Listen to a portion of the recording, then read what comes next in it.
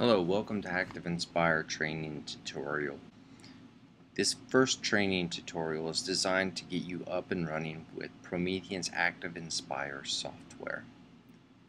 Now, I'm making an assumption here, and that is that you've already installed ActivInspire on your computer. If you haven't, feel free to pause this video now, insert the media, and install it, or you can go to PrometheanPlanet.com and download the software. So to begin, we're going to open ActivInspire and browse around it. But we have to locate it first. Now, you may have noticed that I am using an Apple computer, as you can tell by the icon in the upper left-hand corner of the screen. But you may be on a PC, and if you are, finding ActivInspire is going to be different depending on the version that you're using. If you're using Windows 7, then you will find ActivInspire under Start in the bottom left-hand corner of your screen, All Programs, then Promethean, and then finally Inspire. If you're using Windows 8 or 8.1, you'll have to use your Metro interface to actually find the ActivInspire software.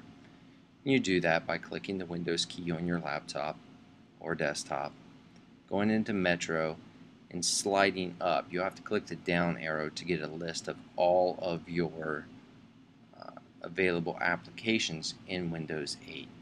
You can slide over until you find ActivInspire.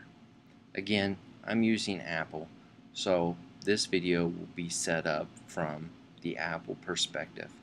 Once we get into ActivInspire, whether you're on Windows or Mac, it won't matter. The use of the software is the exact same regardless of the OS that you're using. But to actually locate the software is different on either platform. So now that I've told you how to access it on Windows, let's look at how to access it on Mac. If you look at my screen, you'll actually see the Inspire software down in the bottom of my screen on the dock. Now this is here because I have added it here, but by default when you install ActivInspire, it will not appear here for you automatically. You have to put it down there if it's something you're going to use frequently and you would like to have it on your dock. Now also notice that when I hover over this screen, the name of the software actually says Inspire. I'm going to use the name Inspire or ActivInspire differently throughout this video. Just realize that I'm referring to the exact same program. Let's find out where this resides on our computer. To access this on your computer, we'll go to the Go menu. Make sure that the Finder is actually selected.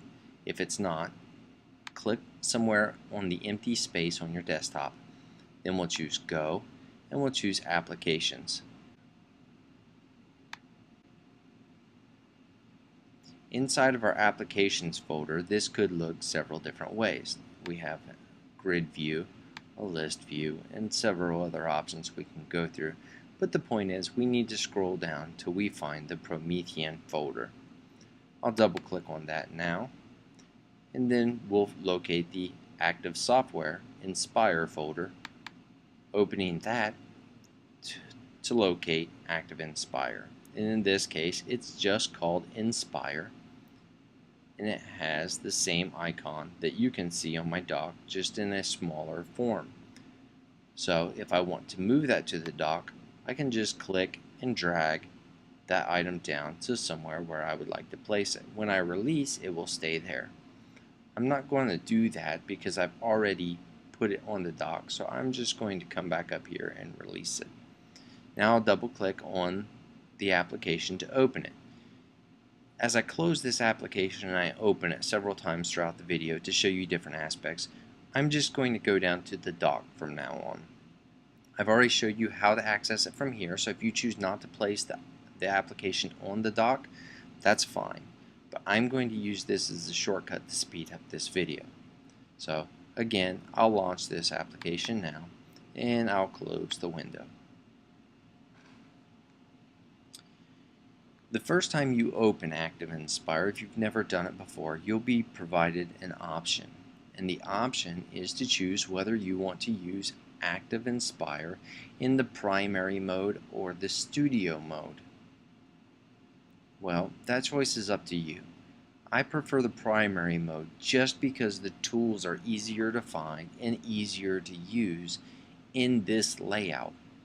It's recommended that elementary use the primary and high school use the studio. Here, I recommend all of my teachers use the primary just because it is so much easier to use. But ultimately, that choice is up to you. I will show you both views, but in order to do that, I'm missing a screen that you have up on yours. And that is called the dashboard. So I'm going to show you that now. I'm going to say View, Dashboard, and this is probably what you see once you choose an option. Now don't worry if you haven't chosen the option yet. I'm going to show you the two options. So I'll close this out. Notice up at the top of the screen it says ActivInspire Primary. That tells you I'm in the primary mode. So I get these bright colors that we would associate with younger kids and Crayola crowns and things like that. Crayons, depending on how you say it. And we get a nice toolbar down here that we can access. This is the primary look and feel. This is the one I like. It's up to you as far as which one you use, but for the remainder of this video I will be using this interface. But as I said, I'll show you the other one as an option. So again, I'm going to say View, Dashboard, and I can leave this checked if I want to see it all the time, so I'll do that for now. I'm going to go to Configure, and then I get this option here, Launch next time using Studio Look and Feel. Notice that as we switch to Studio Feel, this will change. This will change depending on which feel or look design that we're in ActivInspire. Since I'm in primary currently, it's saying, do you want to change it to studio? I'm going to check yes, check the checkbox, close this out, and now I'll quit ActivInspire.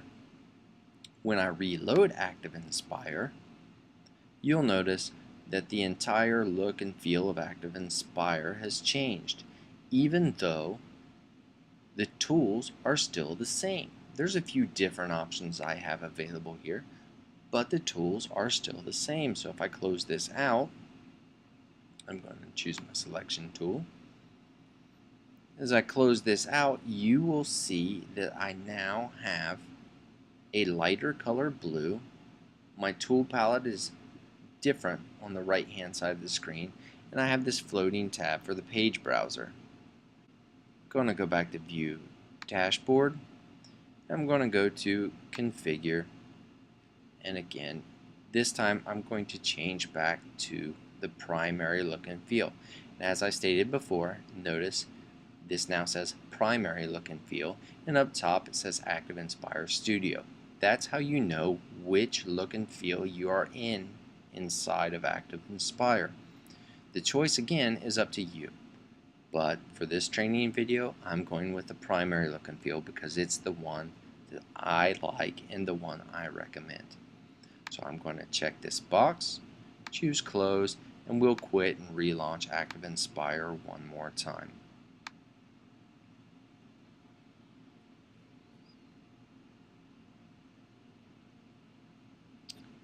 Okay, so now we're back in ActivInspire. Let's take a look at the dashboard and what the dashboard actually does for us in this video.